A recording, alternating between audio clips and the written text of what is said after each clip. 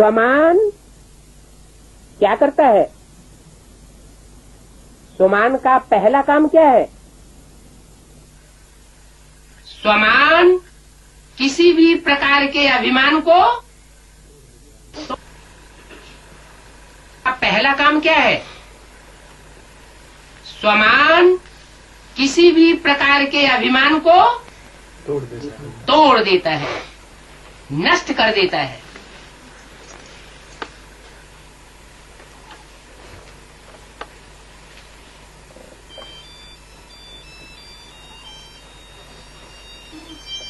लंबी लिस्ट है काहे की? स्वमान की लिस्ट लंबी तो है, लेकिन स्वमान अभिमान को खत्म कर देता है, क्योंकि स्वमान है श्रेष्ठ अभिमान। तो श्रेष्ठ अभिमान अशुद्ध भिन्न भिन्न देह अभिमान को समाप्त कर देता है। जैसे सेकंड में लाइट का स्विच ऑन करने से क्या होता है? अंधकार अंधकार भाग जाता है। ऐसे स्वमान का स्विच ऑन कर दिया। क्या स्वमान? कि मैं ऐसी ऐसी श्रेष्ठ आत्माओं में से एक विशेष आत्मा हूँ। अगर ये स्वमान अपने अंदर से निश्चयात्मक बुद्धि से पैदा हो जाए तो क्या होगा? स्वमान का स्विच ऑन करने से क्या होगा? किसी भी प्रकार का अंधकार भाग जाता है। अंधकार को भगाया नहीं जाता, वो स्वमान का स्विच ऑन करने से स्वतः ही भाग जाता है। तो अंधेरा भगाया जाता है,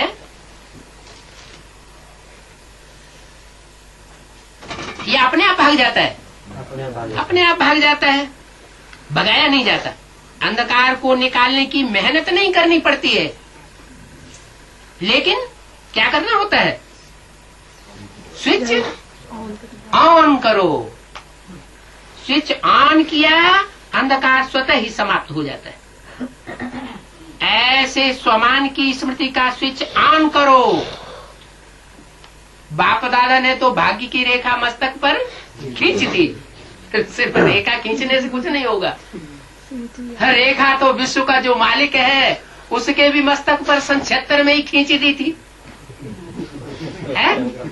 फिर उसके बाद नाक रगड़ने की क्या दरकार रहेगी, है? फिर तो पुरुषार्थ खलास हो जाना चाहिए, लेकिन नहीं। स्वमान की रेखा तो खींचनी पड़ती है,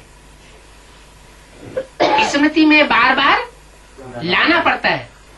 जैसे कहते हैं ना, जिसको सीट मिलती है वो सीट स्वतः ही जिम्मेवारी सिखा देती है। क्या? जिसको सीट मिल जाती है वो सीट स्वतः ही जिम्मेवारी सिखा देती है। ऐसे ही जिनको ये स्वमान प्राप्त हो चुका, बाप दादा ने वो लकीर मस्तक पर खींच दी, तो उसको बार बार स्मृति में लाना पड़ता है।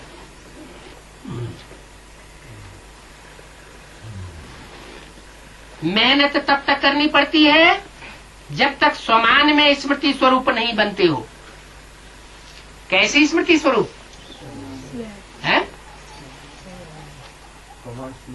मान लो ब्रह्मा है, कब से पाठ शुरू हुआ है?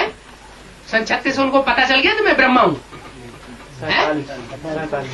कब से पता चला? सन 47-48 से, जब से नहीं, हाँ, ब्रह्मा बाबा में प्रवेशता हुई, उस समय से लेकर के धीरे धीरे चलते चलते प्रत्यक्ष हुआ कि ये पार्ट ब्रह्मा का है। विशेष बड़ी माँ के रूप में पार्ट बजाने का विशेष पार्ट इस स्वरूप का है। उस स्वरूप को ये निश्चय निश्चयात्मक बुद्धि बनना शुरू हुई। उसका रिजल्ट क्या आया सामने? 51-52 में क्या रिजल्ट सामने आ गया? नहीं, हाँ मुरली भी चली, मुरली तो चली, वो तो सन 47 से ही चली। हाँ, माउंट आबू में क्या हुआ?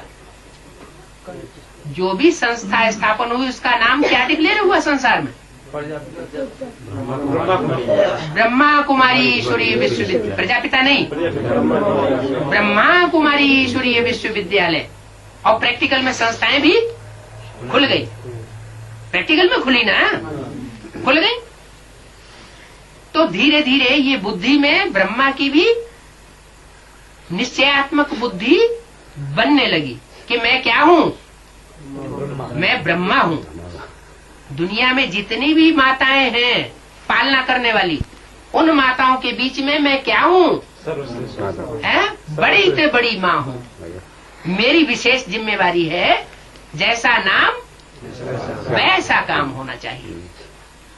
तो स्वमान, इस स्वमान की सीट पर सेट हो गए तो कितना टाइम लगा? सन 47 से लेकर 88 है? हाँ बोलो। हाँ, सन 87-88 तक टाइम हुआ ना पूरा। 1 वर्ष आते ही नहीं थे बिल्कुल। सन 87-88 में आना बंद हो गया था। तो 30 साल लगे। 40 नहीं, 40 कैसे 47 है? 47 से 87-88 नहीं, उसके बाद तो दूसरी मूर्ति का पाठ शुरू हो गया ना। जब दूसरी मूर्ति का पाठ शुरू होगा तो वो आत्मा बीज रूप स्टेज में आनी चाहिए कि नहीं ब्रह्मा की? अरे सन 47 से लेकर सन 77 तक ब्रह्मा की सोल को बीज रूप स्टेज माने संपन्न स्टेज, वो शुरू होने में कितना टाइम लगा? 20 साल लगा। ये बीज रूप में ये पक्का हो गया उनको कि मैं कौन हूँ? शंकर के मस्तक पर बैठने वाली मैं विशेष आत्मा हूँ। ये पार्ट उनका पक्का हो गया। तो स्वमान की सीट पर सेट होना पड़ा ना। शरीर छोड़ने के बाद भी सेट करने के लिए अंदर से उस आत्मा को कुछ न कुछ पुरुषार्थ चलता रहा। जब तक सेट नहीं हो गया तब तक ये पुरुषार्थ चला। फिर दूसरी मूर्ति शुरू हो गई। कौन सी? शंकर। माँ के बाद पहले माँ का पार्ट, बाद में बाप। तो कितना टाइम उसको चाहिए? दूसरी मूर्ति को भी 30 साल चाहिए। और दूसरी मूर्ति के साथ साथ फिर दूसरी मूर्तियां भी बता दी, क्योंकि ब्रह्मा का वो संपन्न रूप नहीं है। क्या? जो सारे जगत की अम्बा है वो उसका संपन्न रूप सन 76 में डिक्लेयर नहीं हुआ। संपन्न रूप कब डिक्लेयर होता है? जब 3 सीट फिक्स हो गई। तो जगदम्बा की भी सीट फिक्स हुई। तो ब्रह्मा के सोल के लिए और शंकर के सोल के लिए भी 30-30 साल चाहिए स्वमान की सीट पर सेट होने के लिए। तो बाकी जो 8 हैं अष्टदेवों में से, उनको भी टाइम चाहिए कि नहीं? कि भाग्य की लकीर खींची थी तो बस बन गए हैं? टाइम चाहिए। तो इसलिए बोला मेहनत तब तक करनी पड़ती है जब तक स्वमान में स्मृति स्वरूप नहीं बनते। बाप दादा बच्चों का खेल देखते हैं क्या? ऐसे नहीं कि भाग्य की रेखा मस्तक पर खींच दी तो बच्चों ने अपना खेल खेलना बंद कर दिया क्या? जो अप एंड डाउन का खेल है वो खेल खेलना बंद नहीं किया है, क्योंकि स्वमान की सीट पर पूरा सेट नहीं हुए हैं। तो बाप दादा बच्चों का खेल देखते हैं, स्वमान को दिल में वर्णन करते हैं। मैं बाप दादा के दिल तख्त नशीन हूँ। क्या उन बच्चों को ये तो बार बार अनुभूति अंदर से होती है कि मैं बाप दादा के दिल तख्त पर चढ़ी हुई आत्मा हूँ। ये अनुभूति तो है, वर्णन भी कर रहे हैं। क्या मुख से भी आपस में जब लेन देन करते हैं तो ये वर्णन करते हैं क्या कि हम बाप दादा के दिल पर चढ़े हुए, वर्णन भी कर रहे हैं, सोच भी रहे हैं, लेकिन अनुभव की सीट पर सेट नहीं हो रहे। कौन सा अनुभव है? स्वमान की सीट पर सेट हो चुका हूँ या सेट हो चुकी हूँ, ये अनुभव नहीं कर रहे। इस सीट पर सेट नहीं हो रहे। जो सोचते हैं वह अनुभव होना भी जरूरी है। क्या सोचना और बातचीत कर लेना ये एक अलग बात, लेकिन अंदर से अनुभव हो कि हम उस सीट पर सेट हो चुके हैं। वो अनुभव तो तभी होगा जबकि गलतियां होना बिल्कुल बंद हो जाए। मनुष्य से गलतियां होती हैं और किससे गलती नहीं होती है? देवताओं से गलती नहीं होती। जो भूल करे सो मनुष्य, और जो अभूल हो जाए वो देवता। तो इसका मतलब है कि जब तक ये भूलें चल रही हैं तो स्वमान की सीट पर सेट नहीं हुए हैं। जो सोचते हैं वो अनुभव होना जरूरी है, क्योंकि सबसे श्रेष्ठ अथॉरिटी अनुभव की अथॉरिटी है। पढ़ाई पढ़ ली, दूसरों को पढ़ाई पढ़ा दी, ये श्रेष्ठ अथॉरिटी नहीं है। श्रेष्ठ अथॉरिटी क्या है? अनुभव में आने लगे। तो बाप दादा देखते हैं कि ये बच्चे सुनते बहुत अच्छे हैं। क्या है? सुनने में बहुत फर्स्ट क्लास है। सुनते तो है बाबा, हैं? सुनते तो है, लेकिन सुनना सुनाना भक्ति मार्ग होता है। प्रैक्टिकल में नहीं है। क्या सिर्फ सुन लिया और दूसरों को सुना दिया तो भक्ति मार्ग वाली बात तो हुई, लेकिन ज्ञान मार्ग में क्या विशेषता होती है? समझना, समझाना और उसको प्रैक्टिकल अनुभव में भी लाना। तो बाप दादा देखते हैं सुनते बहुत अच्छे हैं, सोचते भी बहुत अच्छा है। क्या मनन चिंतन मंथन भी बहुत अच्छा कर लेते हैं, लेकिन सुनना और सोचना अलग चीज है। अनुभवी स्वरूप बनना यही ब्राह्मण जीवन की विशेषता है। क्या अनुभवी स्वरूप बने। 30 नवंबर 2003 की अव्यक्तवाणी का दूसरा पेज। तो ये अनुभव में सेट हो जाना, ये है श्रेष्ठ अथॉरिटी। यही भक्ति और ज्ञान में अंतर है। क्या भगत क्या करते हैं? सुनते हैं, सुनाते हैं, झांझ मजीरा बजाते रहते हैं, कीर्तन करते रहते हैं, लेकिन जो कीर्तन करते हैं उन बातों का स्वयं अनुभव नहीं करते। ये भक्ति ज्ञान में अंतर है। भक्ति में भी सुनने की मस्ती में बहुत मस्त होते हैं। क्या सुन लिया मस्त हो गए। यहाँ भी क्या होता है? बाबा वाणी सुना देते हैं, वाणी सुनते हैं तो बड़े मस्त हो जाते हैं, खाना पीना भूल जाते हैं। तो सुनने की मस्ती में बहुत मस्त होते हैं, सोचते भी हैं, सिर्फ सुनते ही नहीं है, मनन चिंतन मंथन भी करते हैं, सोचते भी हैं, लेकिन अनुभव नहीं कर पाते। जो अनुभव होना चाहिए वो अनुभव नहीं कर पाते। ज्ञान का अर्थ यह है ज्ञानी तू आत्मा, अर्थात हर स्वमान के अनुभवी बनना। उस स्वमान की सीट पर सेट होने का अनुभव होने लगे। अनुभवी स्वरूप रूहानी नशा चढ़ाता है। क्या? जिसको अनुभव होने लगेगा उसका सहज ही रूहानी नशा चढ़ने लगेगा। कैसे कैसे चढ़ने लगेगा?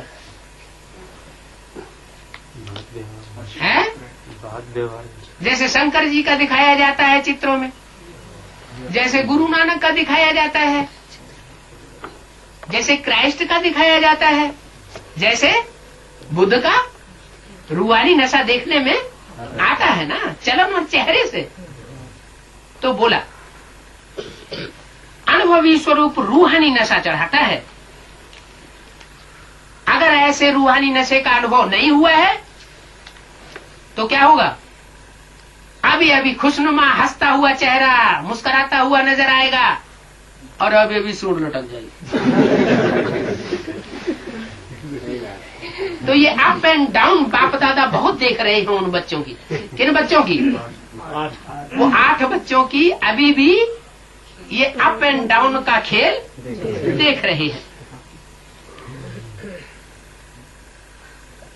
अनुभवी स्वरूप रूहानी नशा चढ़ाता है। अनुभव कभी भी जीवन में भूलता नहीं है।